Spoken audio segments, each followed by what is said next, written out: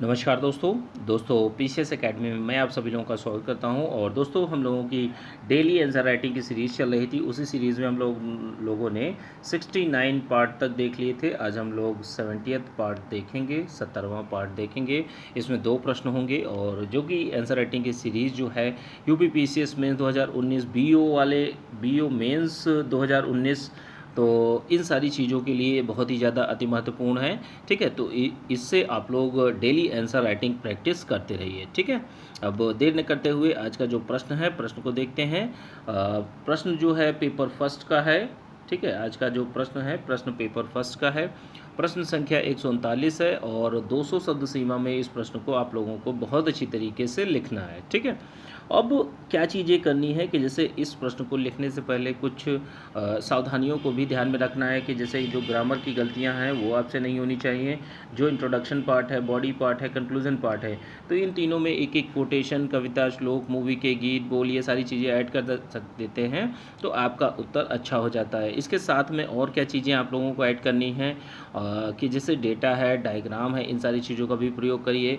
जो आपके शब्दों का चयन जो होता है वो आपका बहुत अच्छा होना चाहिए। ठीक है, हैंड राइटिंग अगर आपकी अच्छी है तो आपको अच्छे मार्क्स मिलने की संभावनाएं बढ़ जाती हैं। ठीक है, तो अच्छी तरीके से इस प्रश्न को आप लोगों को लिखिए। ठीक है, देखिए प्रश्न को देखते हैं। भारत में मरुस्थलीकरण की समस्या और तथा कारणों का उल्लेख कीजिए। देखिए जो मरुस्थलीकरण होता है, ठीक है, तो शुष्कता से आता है। ठीक है, और मरुस्थलीकरण की स्थितियां जहां तक हम लोग देखेंगे कि भारत में जो है 3 वर्गों में विभक्त किया जाता है इसको, कि जैसे शुष्क क्षेत्र, अर्ध शुष्क क्षेत्र और शुष्क उप आर्द्र क्षेत्र। ठीक है, तो देखिए शुष्क क्षेत्र जो है हमारे यहाँ लगभग 15.8% क्षेत्रफल पर यह फैला हुआ है। अर्ध शुष्क क्षेत्र जो है 37.6% क्षेत्रफल पर है और 16.5 क्षेत्रफल पर शुष्क उप आर्द्र क्षेत्र उपस्थित है हमारे देश की, जहाँ तक बात की जाती है। और वर्तमान में जैसे क्या है कि इसरो द्वारा सैटेलाइट के माध्यम से 8 करोड़ हेक्टेयर क्षेत्रफल को निगरानी की गई है, देखा गया है, इसका आकलन किया गया है इसरो के द्वारा। और यह कहा गया है कि 8 करोड़ हेक्टेयर जो है, तो एक खतरा उत्पन्न हो रहा है कि 8 करोड़ हेक्टेयर मरुस्थल बनने जा रहा है। तो ये कुछ चिंताएं हैं हमारे देश की। और देश के कुल क्षेत्रफल का अगर हम लोग बात करेंगे तो लगभग एक बटे चौथाई भाग, ठीक है, मतलब एक चौथाई भाग जो है वो हमारे यहाँ मरुस्थल पाया जाता है। देखिए राज्यों के विवरण के अनुसार देख लेते हैं तो सर्वाधिक जो है राजस्थान में 21.77% मरुस्थल पाया जाता है। जम्मू कश्मीर की जहाँ तक बात कर लेते हैं तो 12.79% पाया जाता है। गुजरात में 12.72% पाया जाता है और महाराष्ट्र में जो है 12.66% पाया जाता है। ठीक है, अब देखिए मरुस्थलीकरण जो होता है, ठीक है, देखा भी होगा आप लोगों ने कि डेजर्ट क्या होते हैं। ठीक है, वहाँ पे कौन कौन सी चीज़ें और इसके कारणों को सबसे पहले देखते हैं कि मरुस्थलीकरण के कारण कौन कौन से हैं। ठीक है, कि आखिर जो डेजर्ट बनता है तो किन किन कारणों से इसका निर्माण होता है। तो सबसे पहली बात यही है कि जलवायु परिवर्तन के कारण होता है कि भाई जहाँ पर डेजर्ट कहाँ होता है वहाँ पर वर्षा की मात्रा बिल्कुल बहुत निम्न होती है, वितरण असमान होता है, क्षेत्रों में भी परिवर्तन आता है, अलग अलग क्षेत्रों में अलग अलग वर्षा की मात्रा पाई जाती है, कहीं पर कम कहीं पर ज़्यादा, और शुष्कता बहुत ज़्यादा होती है मरुस्थल क्षेत्र में। ठीक है, तो मरुस्थलीकरण के कारण क्या है, मरुस्थलीकरण के कारणों की जहाँ तक बात करते हो सबसे बड़ा कारण माना जाता है जलवायु परिवर्तन का। ठीक है, जो क्लाइमेट चेंज है हमारे यहाँ वो बहुत ही ज़्यादा बड़ा कारण माना जाता है हमारे यहाँ का। ठीक है, दूसरा कारण क्या है, दूसरा कारण है आपका धरती का बढ़ता हुआ तापमान। तो देखिए जो हमारी अर्थ है इसका जो टेम्परेचर है निरंतर बढ़ रहा है, तो इसके कारण, ठीक है, जो ग्लोबल वार्मिंग है, ग्लोबल वार्मिंग के कारण जो मरुस्थलीकरण है उसमें बहुत ज़्यादा प्रसार हो रहा है। ठीक है, और क्या होता है कि जैसे जो लोग भूमि को, जैसे वन है, खनिज है और जितने भी प्राकृतिक संसाधन हैं तो उनका भी बहुत ही ज़्यादा अधिक मात्रा में अतिशय दोहन किया गया है, जिसकी वजह से जो मरुस्थलीकरण है उसका क्षेत्र दिन प्रतिदिन बढ़ता चला जा रहा है। ठीक है, भूमि अपरदन के लिए जैसे बहुत सारे कारक उत्तरदायी होते हैं, जैसे जल है, वायु है, तो ये प्राकृतिक कारक माने जाते हैं और प्राकृतिक कारकों के द्वारा भूमि अपरदन जो है बहुत ही ज़्यादा बढ़ता चला जा रहा है। सूखा की स्थितियाँ बढ़ती चली जा रही हैं और प्राकृतिक शक्तियों द्वारा क्या है कि भूमि की जो उर्वर भूमि जो होती है, मतलब उपजाऊ भूमि जो होती है, उसको अनुर्वर भूमि या अनुपजाऊ भूमि में भी परिवर्तित करता चला जा रहा है। जिससे क्या है कि जैसे मान लीजिए एक क्षेत्र से दूसरे क्षेत्र में बालू का अगर प्रसार होता है, ठीक है, उड़कर बालू एक स्थान से दूसरे स्थान पर जाती है, तो ये भी एक मरुस्थलीकरण का बहुत बड़ा कारण बनता है जाकर, ठीक है। तो सारी की सारी चीज़ें किस सेंस में होती है कि सारे के सारे कारण मिलकर एक बहुत बड़ा मरुस्थल बनाने में योगदान देते हैं, ठीक है। अत्यधिक चराई के कारण, जैसे आप लोगों ने देखा भी होगा कि अत्यधिक चराई जो होती है, ठीक है, जानवरों को अत्यधिक मात्रा में जो चराई होती है, ठीक है, जितने भी पशु होते हैं, तो इनके द्वारा भी यह मरुस्थलीकरण के कारण बनता है जाकर। और जो लोग हैं, लोगों की आकांक्षाएं जो हैं कि हाँ हमें ज़्यादा से ज़्यादा चाहिए हमारी प्रकृति से, और जो हमारे यहाँ वन संपदा है, पशु संपदा है और जो प्राकृतिक संसाधन है, इनका बहुत ज़्यादा अधिक मात्रा में दोहन किया जाता है, जिसके कारण मरुस्थलीकरण बहुत ही ज़्यादा फैलता चला जा रहा है।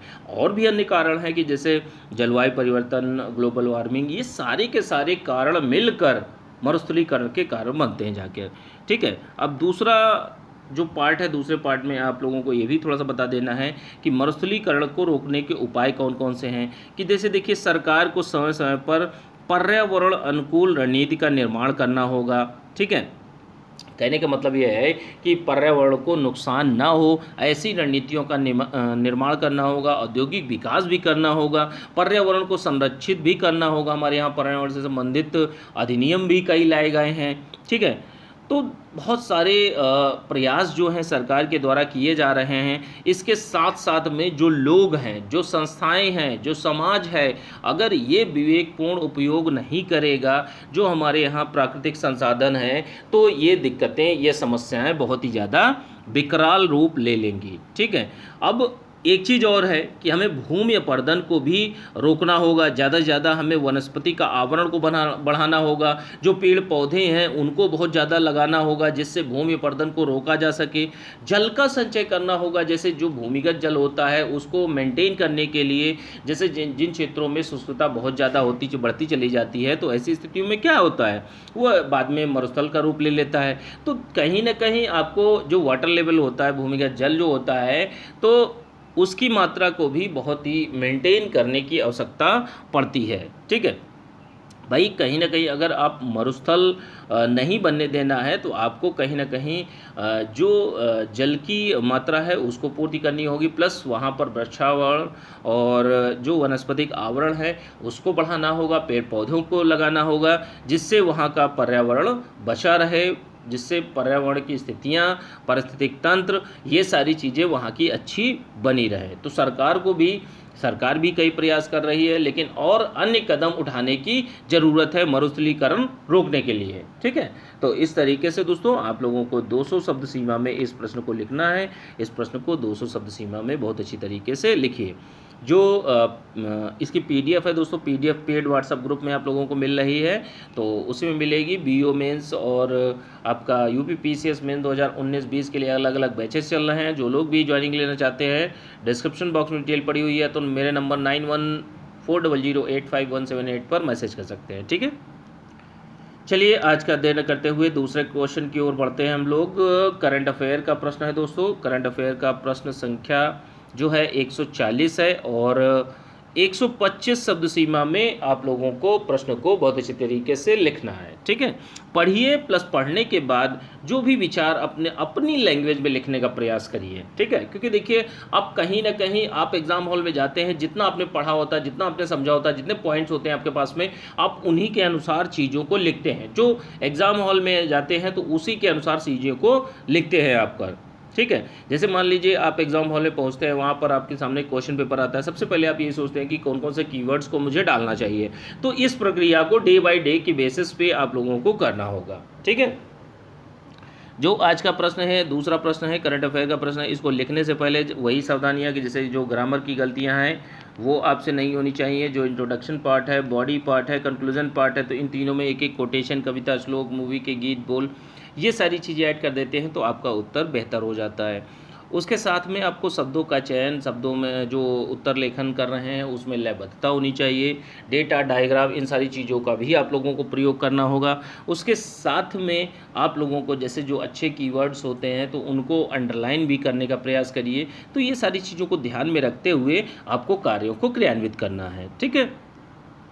अब देखिए प्रश्न की जहाँ तक बात कर लेते हैं, फ्यूचर स्किल प्राइम की प्रमुख विशेषताओं का वर्णन कीजिए। फ्यूचर स्किल जो स्किल प्राइम है यह एक कार्यक्रम है। यह दो संस्थाओं, ठीक है, एक नेसोकॉम है और इलेक्ट्रॉनिक एवं सूचना प्रौद्योगिकी मंत्रालय, ये दोनों विभागों ने, दोनों संस्थाओं ने मिलकर इस कार्यक्रम को स्टार्ट किया है। फरवरी 2018 में हैदराबाद में इस कार्यक्रम की स्टार्ट किया गया था फ्यूचर स्किल प्रोग्राम को। और इसका मुख्य उद्देश्य क्या था कि जैसे हमारे देश में आगामी वर्षों में 4 लाख पेशेवर को तैयार करना, उनको प्रशिक्षण देना, ठीक है। तो ये इसका फ्यूचर स्किल जो प्राइम है इसका यह कार्य था, ठीक है। अब इसकी विशेषताओं को देख लेते हैं कि जैसे विशेषताएं कौन कौन सी हैं, ठीक है। तो फ्यूचर स्किल प्राइम की विशेषताओं को जहाँ तक बात करते हैं तो इसकी प्राथमिकता क्या होती है, शिक्षार्थियों की प्राथमिकता तय की जा सके, उनको कौन कौन सी चीज़ों की ज़रूरत है, कौन किस तरीके से कौन से व्यक्ति को स्किल प्रोग्राम के अंतर्गत लाना है, जो भी इच्छुक अभ्यर्थी हैं उनको लाना जाना चाहिए। और जो प्रासंगिक पाठ्यक्रम है, ध्यान रखिए, जो पाठ्यक्रम है, ठीक है, तो उसको प्रासंगिक बनाना चाहिए समय के अनुसार। अब ऐसा ना हो कि आज की डेट में आप वो चीज़, उस चीज़ की पढ़ाई कर रहे हैं जिसका कोई उपयोग नहीं है, तो आपको कहीं ना कहीं रोजगार परक शिक्षा के बारे में भी देखना होगा। और जो चीज़ें हैं उनमें रोजगार परक शिक्षा या पाठ्यक्रम को शामिल किया जाना चाहिए, ये सारी चीज़ें, ठीक है। और क्या है, स्किल जो फ्यूचर स्किल प्राइम कार्यक्रम है तो इसके जैसे उभरती हुई प्रौद्योगिकी में डिजिटल रूप में दक्ष बनाना, कि जैसे देखिए आपको नित्य नए प्रौद्योगिकी का उपयोग करना होगा, नई नई टेक्नोलॉजियाँ आ रही हैं और उसको डिजिटल रूप में, डिजिटली उस व्यक्ति को सक्षम बनाना, ठीक है। उस योजना परियोजना को हर तरीके से जो फ्यूचर स्किल प्राइम है तो इसके माध्यम से आप चीज़ों को बेहतर करते हैं, ठीक है। और क्या है कि जैसे ऑनलाइन लोगों को कौशल का उन्नयन करना, कि जैसे भाई किसी के अंदर स्किल है, ठीक है, अब उसके अंदर थोड़ा बहुत जानता है, अब उसको बेहतर बनाना और ज़्यादा बेहतर बनाना, ठीक है। उसकी जो स्किल है, जो क्षमता है, उसका और बेहतर रूप से उसका डेवलपमेंट करना, विकास करना, ठीक है। ऑनलाइन और कक्षा प्रशिक्षण, ठीक है, ऑनलाइन एवं कक्षा प्रशिक्षण, जैसे आप ऑनलाइन भी कर सकते हैं और जो कक्षा के माध्यम से प्रशिक्षण कर सकते हैं। इसके साथ साथ में एक मिश्रित कार्यक्रम को चलाना इसका प्रमुख विशेषताएं मानी जा रही हैं।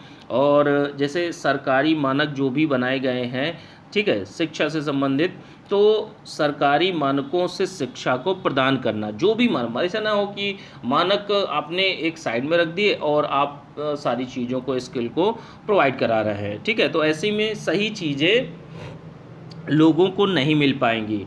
इसके साथ में और क्या चीज़ें हैं कि जैसे रोजगार परक शिक्षा का प्रावधान करना, कि भाई आपको शिक्षा ऐसी देनी है जो रोजगार परक हो, जो लोगों को रोजगार दिला सके, जो उनका आय सृजन कर सके।